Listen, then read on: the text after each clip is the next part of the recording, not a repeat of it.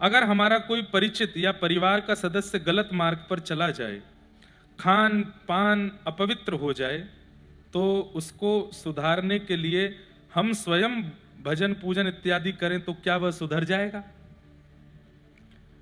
अब बुखार मुझे चढ़ा है, दवाई केजरीवाल जी खा लें। महाराज जी आप बिल्कुल निश्चिंत रहो, 104 बुखार, मैं पैरासीटामोल खा के आता हूं, अभी अभी उतरेगा आपका बुखार। अगर कोई व्यक्ति व्यभिचारी है तो प्रहलाद जी के भजन से हिरण्यकश्यप सुधर जाना चाहिए था। राम जी को देख करके मंथरा को सुधर जाना चाहिए था। सन्मुख आते ही कुंभकर्ण की बुद्धि फिर जानी चाहिए थी। इनका प्रभाव होता है, ठाकुर जी की संगति का, वैष्णवों की संगति का, किसी अन्य के भजन का प्रभाव का असर होता है, पर सामने वाला व्यक्ति थोड़ा तो रास्ता प्रदान करे उस असर को भीतर आने के लिए, तो ही होगा, नहीं तो नहीं होगा। अब वो व्यभिचार पे व्यभिचार किए जा रहा है, बुरे से बुरे काम किए जा रहा है, बिल्कुल भी तनिक भर भी उसके अंदर कोई मार्ग नहीं है, आपके सद्भाव उसके अंदर प्रवेश करें, कैसे सुधर जाएगा? आप भजन कर रहे हो और वो सुधर जाए, ऐसा नहीं होगा। हाँ, ये हो सकता है कि आपके भजन से बहुत प्रसन्न ठाकुर जी हो गए, तब ठाकुर जी आपके समेत सब पर कृपा करेंगे, फिर अकेले उस पर नहीं, सब पर कृपा होगी। जैसे नरसिंह मेहता के पूरे परिवार पर कृपा हो रही है, पत्नी पर कृपा हो रही है, जो धरती पर नहीं है पिताजी उनका श्राद्ध तक हो रहा है। तो ऐसा जरूर हो सकता है कि आपकी भक्ति से ठाकुर जी प्रसन्न होंगे आप पे और तब सब पे कृपा कर देंगे, लेकिन उसके लिए भजन स्थिति बहुत होनी चाहिए। लेकिन आपका भजन नित्य इसीलिए होता है, ये सुधर जाए, इसका काम सुधर जाए, इसके भावना सुधर जाए, इसके विचार सुधर जाएं, और वो व्यक्ति कोई परिवर्तन ही नहीं कर रहा है, तो फिर उसका कोई लाभ नहीं है। इसके लिए तो बस ठाकुर जी से प्रार्थना करो, नाथ हम भजन कर रहे हैं पर आप इसको सद्बुद्धि देने का प्रयास करना, उसमें भी जबरदस्ती नहीं है नाथ। अगर ये गलत मार्ग पर चल के ही हमारा भला होना है तो फिर कोई बात नहीं, लेकिन हम अपना भजन करेंगे, आपकी प्रसन्नता के लिए भजन करेंगे। भजन किस लिए होता है यह भी विशेष बात है। आप किस लिए ठाकुर जी का स्मरण कर रहे हो, इसमें भी कहीं ना कहीं स्वार्थ ही तो है कि वो सुखी हो जाए, वो ठीक हो जाए, इसलिए हम भजन कर रहे हैं। स्वार्थ लाग कर ही सब प्रीति, स्वार्थ से भजन मत कीजिए। ठाकुर जी का भजन ठाकुर जी की प्रसन्नता के लिए कीजिए।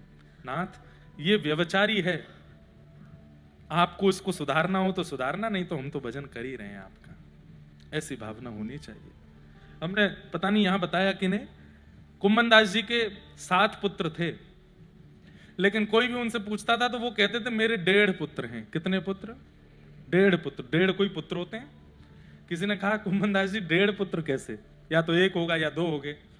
तो बोले कि एक तो पूरा भक्त है इसलिए वो मेरा 1 पुत्र है, और एक आधा भक्त है। बोले आधा क्यों है?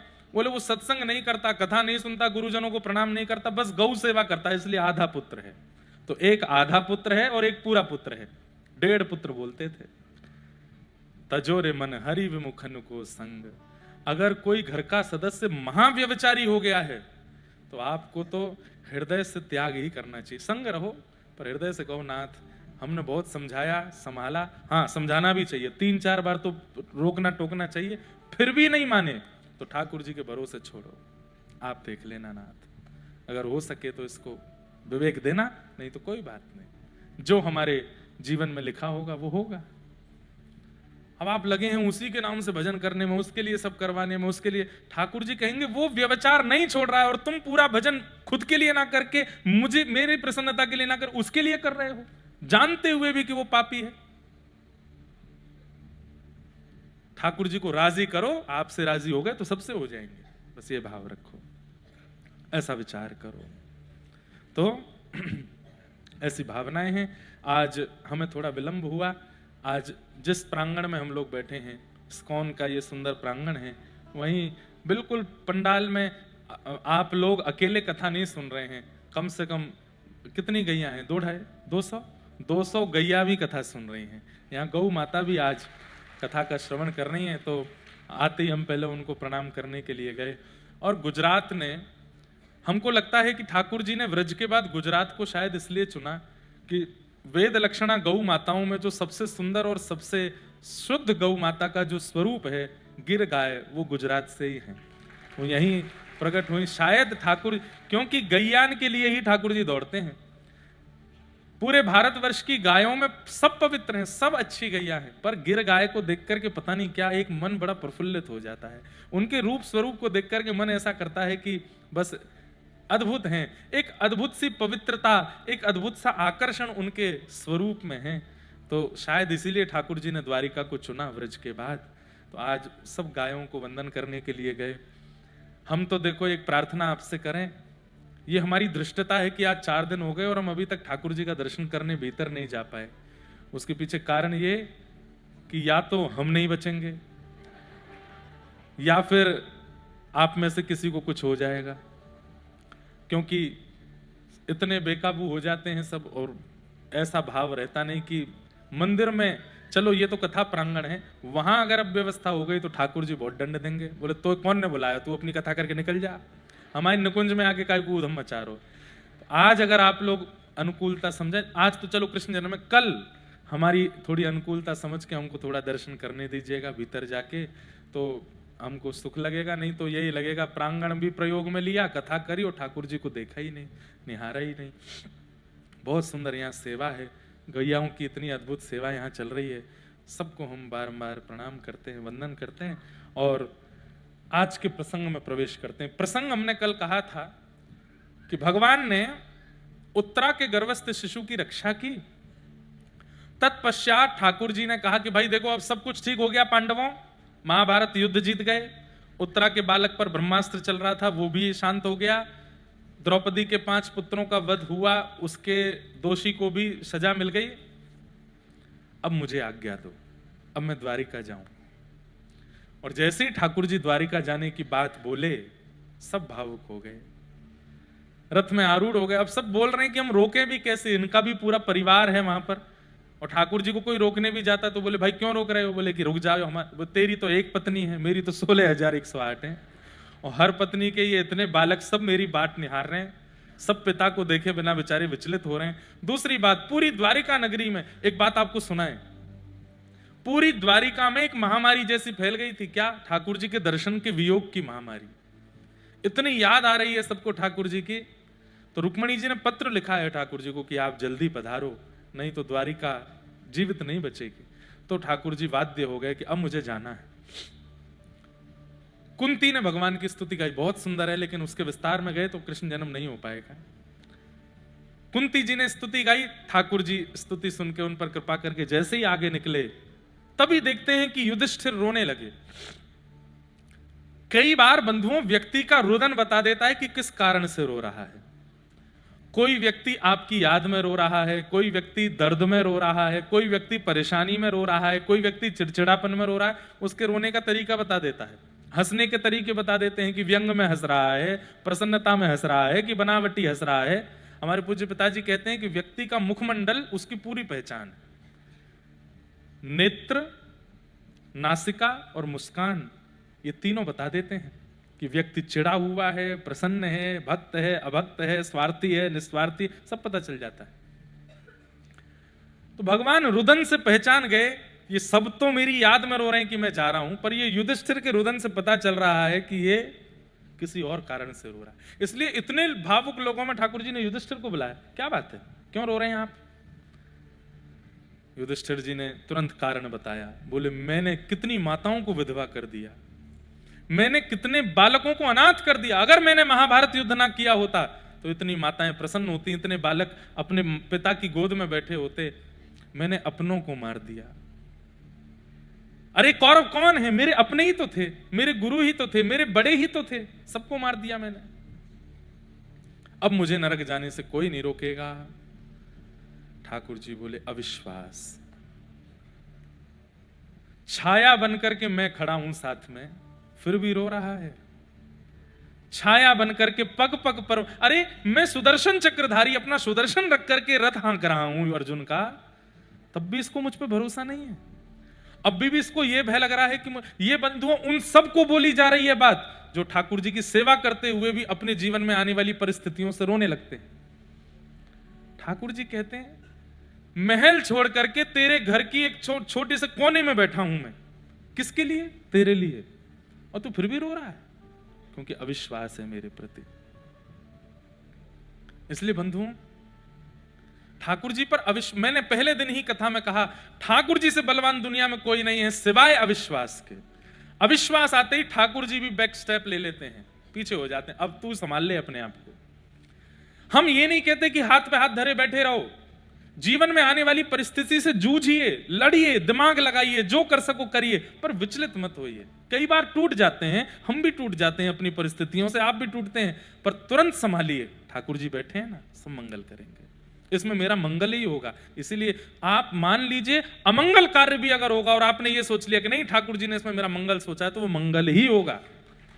विश्वास अमंगल को मंगल में परिवर्तित कर देता है।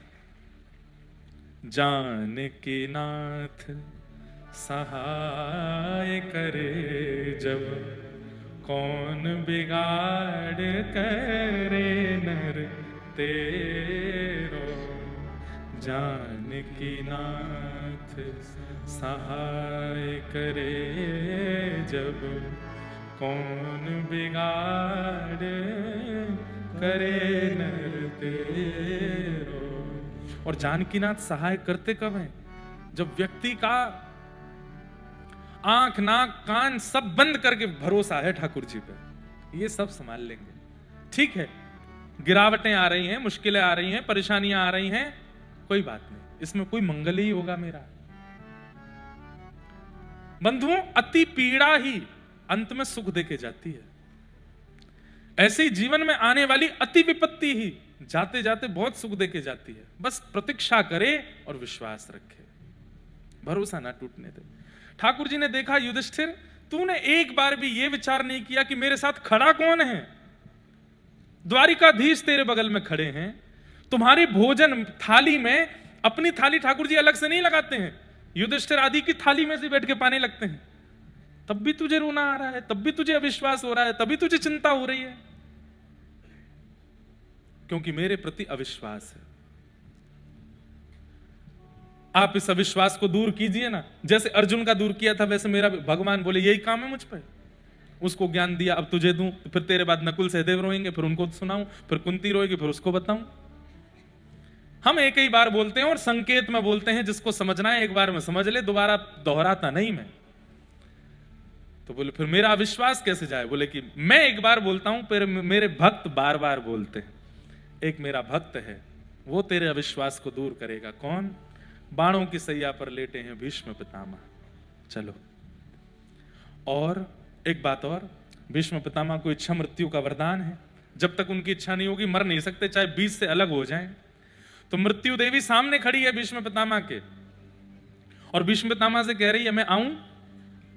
भीष्म पितामह कह रहे हैं खबरदार, खड़ी रहे, बिल्कुल आना नहीं। कब तक नहीं आना? बोले जब तक श्याम सुंदर मेरे सामने ना आ जाएं, मैं उनको रूप को ना निहार लूं, अपने मन के भाव उनके चरणों में ना कह दूं, वो मुझे देख ले, मैं उनको देख लूं, तब तक हे मृत्यु देवी आना नहीं। बंधुओं, ऐसी इच्छा मृत्यु हर वैष्णव को रखने की छूट है। आप आज से एक नियम बना लीजिए, हम ठाकुर जी से कुछ नहीं मांगेंगे, लेकिन एक बात मांगेंगे, क्या? कि नाथ, जब तक आप मेरे सामने आ ना जाओ, मृत्यु मेरा स्पर्श ना करे। मृत्यु आए ही तब जब आपके दर्शन हो जाएं। ये नित्य मांगना प्रारंभ कर दो। हनुमान जी से मांगो, शंकर जी से मांगो, अंबे मैया से मांगो, ठाकुर जी से मांगो, संतों से मांगो, वैष्णवों से मांगो। बोले जीवन में सुख दुख कर्म ये सब मैं निर्माण कर लूंगा, मेरा अंत मेरे हाथ में नहीं है, वो ठाकुर जी के हाथ में। इसलिए मैं अंत मांगता हूं कि ठाकुर जी की सन्निधि में अंत हो मेरा, और मुझे कुछ नहीं चाहिए। हम धन मांगते हैं ठाकुर जी से, ठाकुर जी कह रहे हैं पाम दिए, हाथ दिए, बुद्धि दिए, कमा ले। हम सुख मांगते हैं ठाकुर जी से, ठाकुर जी कह रहे हैं सब कुछ है तेरे पास, अपने आप निर्माण कर ले। सब कुछ निर्माण करने की सामर्थ्य हम सबके पास है, लेकिन अपने अंत को निर्माण करने की सामर्थ्य हमारे पास नहीं है। बहुत बड़ा डांसर था विश्व का, उसने अपने शरीर को सुंदर बनाने के लिए खूब कुछ किया, करोड़ों रुपया खर्च कर दिए, डॉक्टरों को बुला करके 24 घंटे एम्बुलेंस साथ में ही रखता था, लेकिन मृत्यु को टाल नहीं पाया। लोग कहते हैं वो सबसे शक्तिशाली देश है, वहां का राष्ट्रपति भी बुलेट प्रूफ गाड़ी में ही चलता है। क्यों? उसको पता है मृत्यु मेरे वश में नहीं है। लेकिन हरि नाम कहने वाले, राम नाम कहने वाले, ठाकुर जी का गुणगान कहने वाले कह सकते हैं कि मृत्यु भी मेरे वश में है, मैं चाह जाऊं तो तभी मेरी मृत्यु होगी। कितने नाम गिनाऊं आपको? धर्म सम्राट स्वामी श्री करपात्री जी महाराज अपने अंतिम समय से पूर्व, ठाकुर जी के धाम गमन से पूर्व, मैंने अपने पूज्य नाना जी से सुना, स्वयं मौन हो गए और सब शिष्यों को बता दिया कि अब क्षण आ रहा है। अपने जो अंतिम क्रियाएं सबको बता दी और मौन हो गए। उस मौन अवस्था में हमारे पूज्य नाना जी ने उनको जाके भागवत जी का पाठ सुनाया। कहते हैं स्वयं ही बता दिया पहले। हमारे पूज्य पिताजी महाराज के पूज्य गुरुदेव, मेरे दादा गुरुदेव, अनंत श्री विभूषित श्री भागवत के सचल विग्रह श्री रामानुज प्रपन्नाचार्य गुरु जी महाराज, क्षण अंतिम आ गया, लेकिन प्रतीक्षा कर रहे हैं कि जब तक मेरा शिष्य नहीं आएगा तब तक मैं प्राण नहीं त्यागूंगा। हमारे पूज्य पिताजी कोटा में कथा कर रहे थे, संदेश भिजवाया 96 की बात, 96, हम 6 महीने के थे तब। पूज्य पिताजी महाराज आए, जब कक्ष में आ गए, बिल्कुल अवस्था जाने की थी। पिताजी जैसे ही आए बोले गुरुदेव भगवान, तो इशारे में बोले कि जल्दी अपनी गोद में मेरा सर रखो। गोद में सर रखे, बोले भागवत जी के श्लोकों का गान करो। पिताजी जिनको पढ़ाया गुरु जी ने, उनसे जब भागवत जी के श्लोक सुने, तब श्री कृष्ण गोविंद हरे मुरारे, हे नाथ नारायण वासुदेव कह करके भगवत धाम को प्रस्थान किया। हमारे पूज्य नाना जी एक दिन पहले ही पूरी योजना बता दी कि जब मेरे प्राण जाएं तो ऐसा ऐसा करना। सारी व्यवस्थाएं करवा करके अगले दिन ही चले गए। मैं तो इस बात को प्रमाणित मान चुका हूं कि अगर भक्त चाह ले, अपनी भक्ति के प्रभाव से इच्छा मृत्यु प्राप्त कर सकता है। पर इच्छा मृत्यु यह नहीं होनी चाहिए कि मेरे प्राण दुबई में निकले जूस पीते हुए, मेरे प्राण बंबई में साइट सीन देखते हुए, अपने प्रिय क्या बोलते हैं उसको, अभिनेता को देखते हुए प्राण जाएं, वो वाली पिक्चर देखते हुए, ये खाते हुए, आहा महाराज श्रीखंड की चम्मच अंतिम मुख में जावे और मुंह में घुल रहे हो तभी प्राण निकल, ये सारे अंतिम, ये भोग वस्तुओं के साथ में अंतिम इच्छा मत रखिएगा।